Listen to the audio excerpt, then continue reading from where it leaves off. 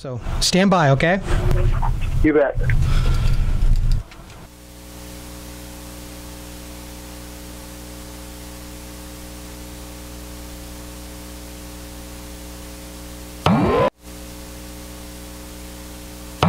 opinions expressed on this program are those of the host, guests, and callers, and not necessarily those of Salem Communications, staff, management, or advertisers. Activist Radio is on the air. You have tuned in to the Mark Harrington Show, sponsored by Created Equal. Mark is training a new generation of leaders to take on the culture of death and win. All right! If you don't like abortion, don't have one. The only thing that can be said to be objective truth is that there is no objective truth. It does come out in one piece. It comes out in one piece. I would argue that we certainly are not all created equal. And now, here's Mark. Oh, but we are. Oh, but we are. We are all created equal.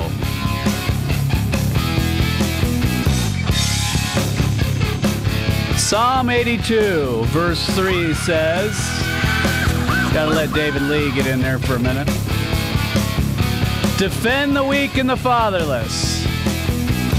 Uphold the cause of the poor and the oppressed. You're listening to your radio activist and voice of resistance, Mark Harrington, here on the Mark Harrington Show on WRFD and on YouTube, as well as you can listen to it on iTunes.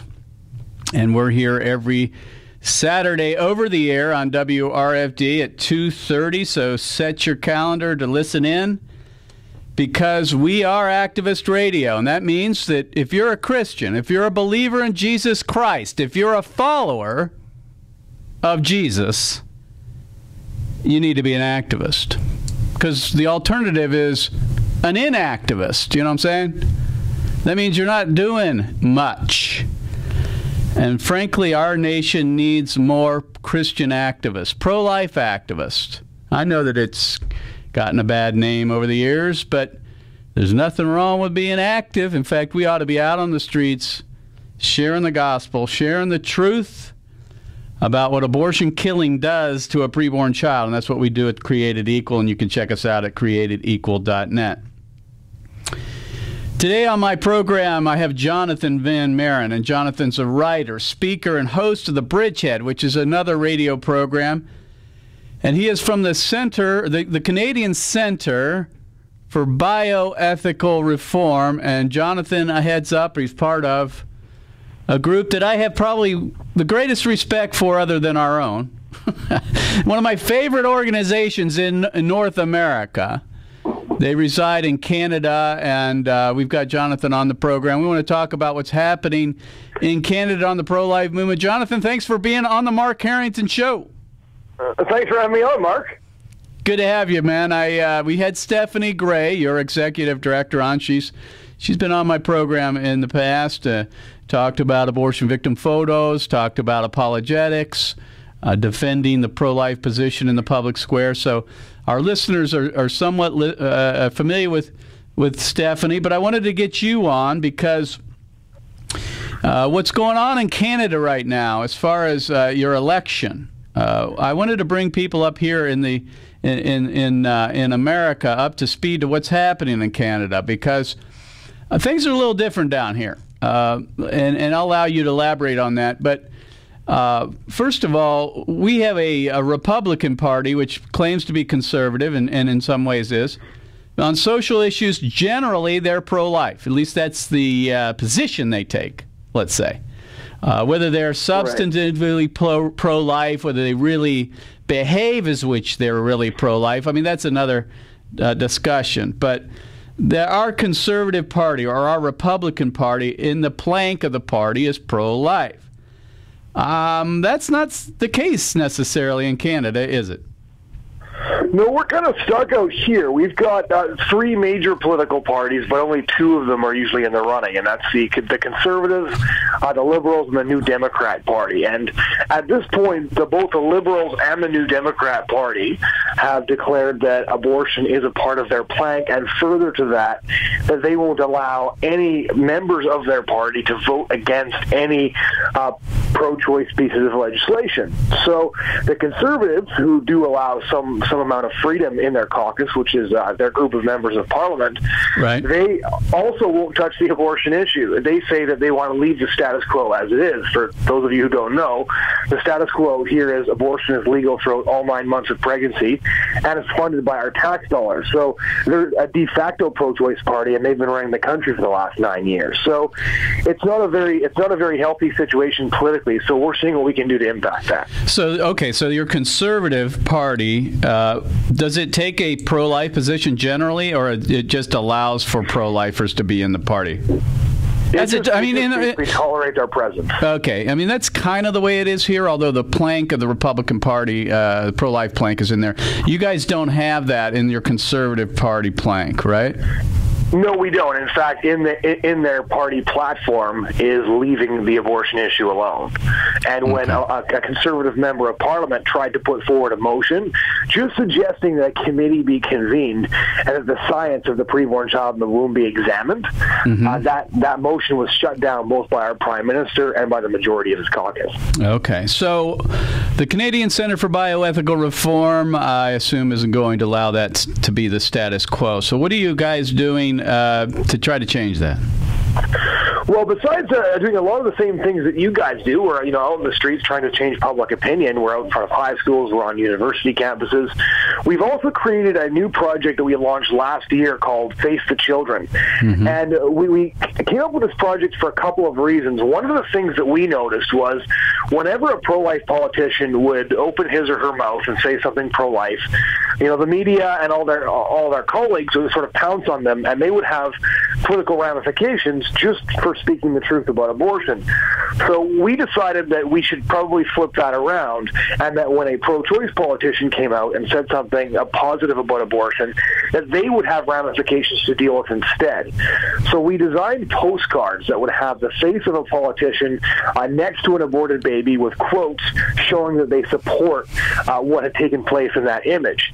And last year we distributed 250,000 of these. We did it by hand, so it was kind of a rough summer. And that had a tremendous impact. Almost every major national news organization covered us, and we know a lot of people in Ottawa are taking close notice. Just last week, we launched on the provincial level here in New Brunswick in the Maritimes, because the fellow running for premier, which would be the Canadian version of a governor, just announced that he was going to remove the last remaining medical regulations on the abortion procedure. And the current premier, David Howard, he's a Conservative, says he'll leave the status quo in place, but quite frankly, I've seen his press conferences. He's very uninspiring, so it's a pretty uphill battle. But we just landed in the province on Monday, and since then, they haven't been discussing domestic issues. They haven't been discussing energy. All they've been talking about is abortion, and I'm told that we went national this morning, that the National Post had an entire article about how abortion was redefining the provincial debate. So that's a beautiful thing, Jonathan. That's a beautiful thing. That is a beautiful, beautiful thing if we can get the abortion issue on the agenda. You guys have an election coming up. This Face the Children project, I love it, of course. Juxtaposing the photograph of a politician next to what they stand for, which is the victim of abortion, I think just really creates the kind of cognitive dissonance that's needed for people to give it a second look and say, listen, do I really want to support a guy or a gal that does that or supports that, enables that?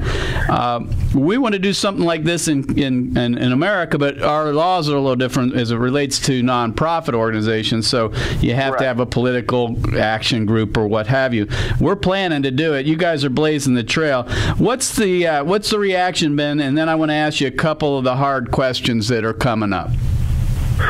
We have a very varied reaction. So we have a phone number that people can contact. So we get a lot of phone calls and a lot of angry phone calls too, as I'm sure you guys are used to as well. Yeah. But we also get people who say, thanks a lot for letting us know, especially in Brampton, the Brampton area, for example. Last summer, we had a ton of people who just couldn't believe what was going on, and a couple of TV reporters came out to interview me, and they spent probably 20 minutes looking for somebody who would badmouth us and couldn't find any. So we do get a variety of reaction, and a pro-choice group in the Maritimes is tweeting at us and accusing us of shutting down discourse because we, quote, turn people off abortion. Yeah. And I think that's, at the end of the day, that's the point that we'd like to make, is that, yeah, we might make people mad at us. Yeah, they probably don't like us, but they're turned off abortion even more. So that's a sacrifice I'm willing to put up with. And so let's get to some of these hard questions here. What kind of price are they paying politically? Are they? Do you think you're turning votes? And is that really the goal here? You want to?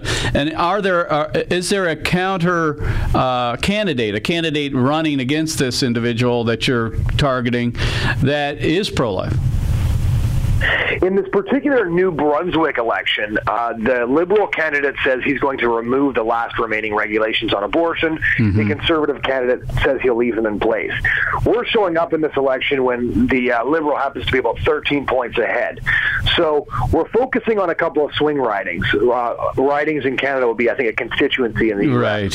So for us, we don't necessarily need to take him down, but we can make him really rethink what he's planning to do. And if we can cost him a couple of his party members in the legislature, then we've got a few heads on a stick that we can show to people who think that the pro-life movement doesn't have teeth. Because essentially, just like the Republicans have been doing for a long time, mm-hmm. is they kind of take the pro-life vote for granted. Well, where else are they going to go? Right. So that was one of the ways that we launched this project last year. Was, wait a second, pro-lifers are at least 10% of the, generally speaking, 35 to 36% of the vote that the Conservatives need to win every year. So if we all band together and we force people to start examining our interests, and we force them to start giving us pieces of legislation and regulation that we want, we just have to prove to them that we're willing to do things if they don't. Because traditionally speaking, they'd be like, well, these guys have no teeth. What are they going to do? They're going to whine, they're going to hold their nose, and they're going to vote for us anyway. So another reason we headed into New Brunswick was the feds are watching this very closely. Our federal election for Prime Minister is in 2015. It's next year. So both the Liberals and the Conservatives are watching this provincial election very closely to see how it all turns up. So I'm sure they're not really pleased to see us show up in the province, because they know that we're going to be around in 2015 too, and we're going to be targeting a lot more than 6 ridings. We got about a minute here, and this won't give us time really, John, but I want to ask you this question. How do you react to folks who say it's despicable that putting the face of a politician next to an abortion photo is despicable, it's uncalled for? And then the second question is, what about all the children that are going to walk out their front door and see this on their front porch? How do you respond? Well, to the first question, is really quite 60 simple. seconds. Is that we don't take the politicians' words out of pardon me? 60 seconds. 60 seconds. Go for it. We don't take their words out of context. We simply highlight their quotes, and we show a picture of what he supports. I think that if he can't look at it, he shouldn't draft policies in support of it. It's that simple. We're just being honest with the public. As for children, we think that the lives of children being... You know what? Let's hang over. John, can you stick with us another segment? You bet. All right. My guest is Jonathan Van Maren. He is with the organization, the Canadian Centre for Bioethical Reform. Folks, you need to go to their website at unmaskingchoice.ca. That's unmaskingchoice.ca.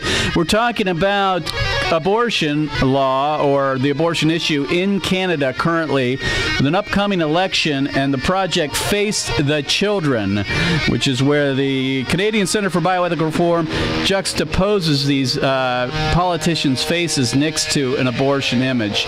Very radical, just my kind of thing. We'll be right back.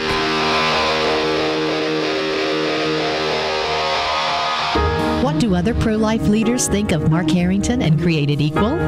Listen to Lila Rose of Live Action. Just wanted to say that I stand 100% with the efforts of Created Equal, with getting the truth visually out to students on campuses and inspiring them and equipping them to have that debate with fellow students, to encourage them to really question their support for abortion and encourage them ultimately to see the humanity of the unborn child, the violence of abortion, and ultimately to join our side, which is the winning side, the side of life. Mark Harrington is a missionary and free speech advocate, and Mark has been on the front line of the debate over abortion for over 20 years. Mark needs your prayers and financial support. Please support Mark and Created Equal by going to createdequal.net or send a check to Created Equal, Post Office Box 360502, Columbus, Ohio 43230. Your gifts are tax deductible.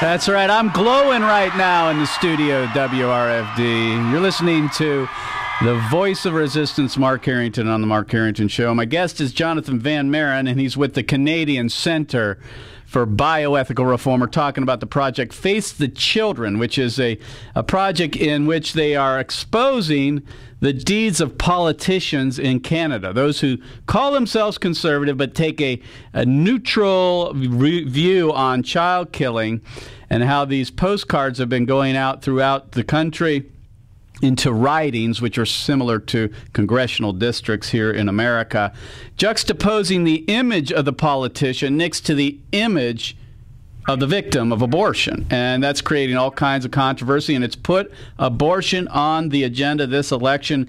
And Jonathan, I wanted to finish up with you during the first segment. We talked about the project, but I want to get to some of the hard questions here that, you know, are obviously raised in this situation. We talk about these on my program as far as the use of abortion victim photos. But we didn't get to finish the question of what about children seeing those. How do you, as an organization, justify handing out postcards in neighborhoods in a riding, or in our case, say, a congressional district, in which you know children are going to see these photos when they walk out the door and see them on their front porch? How do you handle that? First of all, we do put them in the mailbox. Okay, so you're allowed to do that there. Mailbox. See, we're not allowed to do that. That's supposedly against the law here in America. But, okay, so you're allowed to put them in the mailbox. So they go to the mailbox and they get the mail, because that's what they do every day. Hey, Mom, I need to go get, Mom lets them go out and get the mail. They get the mail, and there it is. Boom, there's the photo. How do you respond? First of all, we basically point out that the reaction of the child is dictated by the reaction of the parents. And I've seen hundreds of kids walk past our displays, and in every case that has been true. I've only ever seen one kid freak out when she saw abortion victim photography, and that wasn't because of the picture. It was because Daddy was dropping F-bombs like it was his day job at one of the young activists that he was speaking to.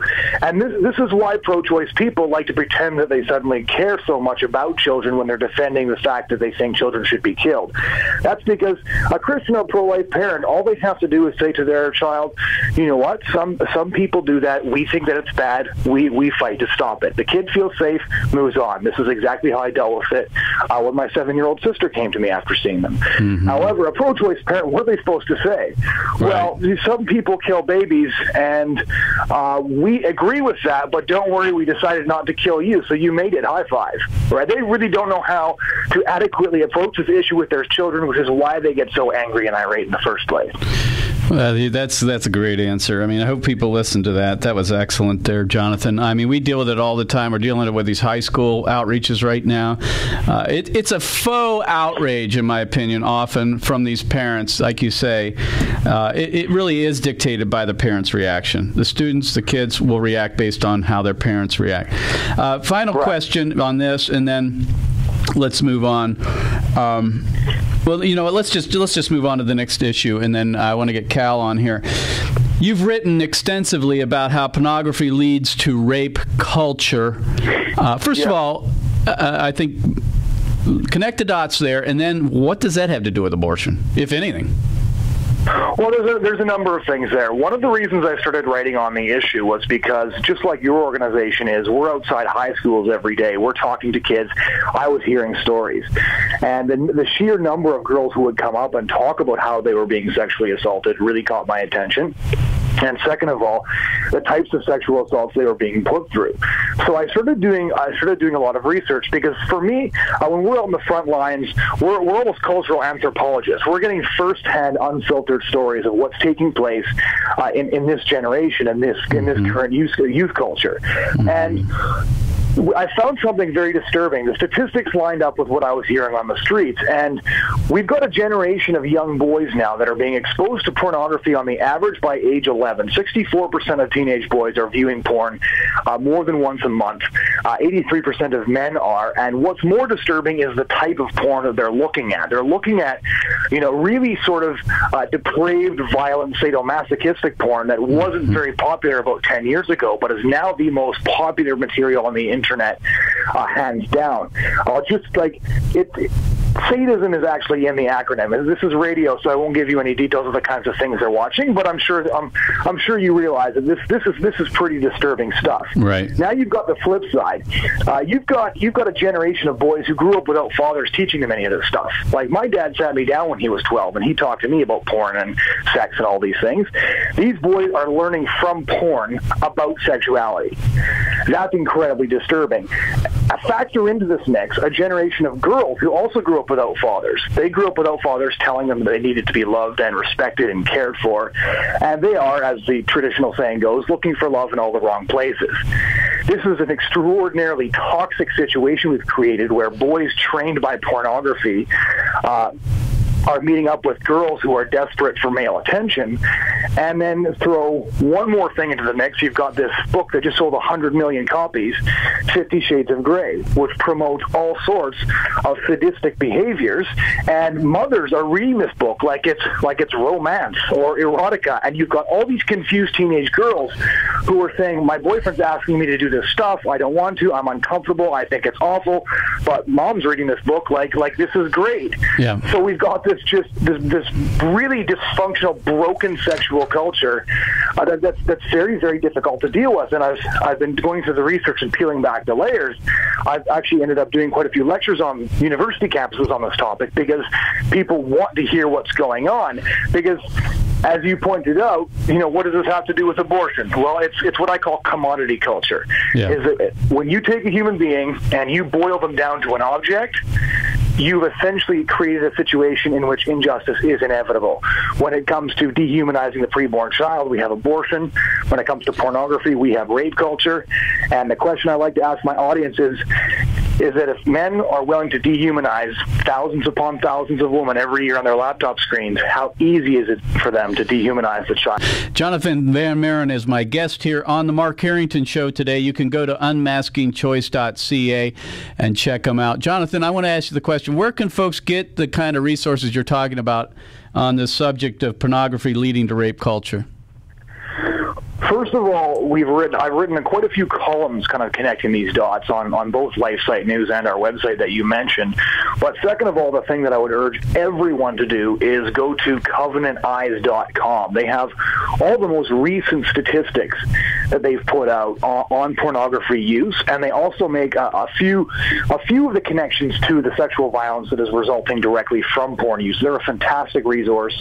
The one other website that I would recommend is socialcostsofpornography.com. It's a collection of the most recent research put out by the Witherspoon Institute, although I would caution people that it's pretty disturbing material. We're dealing with crimes that are very visceral and very animalistic in many ways, so I would advise reader discretion, but considering the rates of porn use, I think this is something we can't afford to ignore and can't afford to be ignorant of.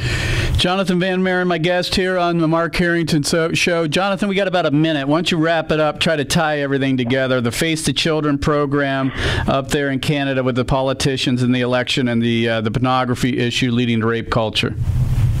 The duty of Christians in the 21st century is to fight something that we've seen now more than we've ever seen before, which is the systematic dehumanization of human beings created in God's image. This includes children that are being torn apart in the womb because politicians and Christians refuse to address the fact that we're living through one of the greatest injustices in human history, and we are all complicit in this enormous problem of pornography, where women who are created to be loved and protected are instead being victimized from the glowing screens of laptops and cell phones and iPads. I think that as Christians, we have to stand up and point out that human beings are created in God's image, that they're inherently valuable, and that rather than victimization, they deserve our voices and they deserve our protection and support. Jonathan Van Maren for the Canadian Center for Bioethical Reform, my second favorite group in North America. I think you can figure out which the first group is. He's been my guest today. You can go to unmaskingchoice.ca. Check him out, folks, with the Face the Children project up there, making a difference in the election up there. Folks, be praying for our counterparts in Canada. It's a little tougher up there, folks. They don't have the freedom of expression to the degree that we have in the United States, at least right now. And be praying for us as we go out onto the college campuses and high school campuses this fall. You've been listening to The Mark Harrington Show, your voice of resistance and loyal opposition to tyranny and child killing. God bless you. God bless America. And remember, America, to bless God. You've been listening to Mark Harrington, your radio activist, sponsored by Created Equal. For more information on how to become a witness against the evil plague in America, call Created Equal at 614-269-7808, 614-269-7808, or go online to createdequal.net, createdequal.net. Be sure to tune to The Mark Harrington Show next time.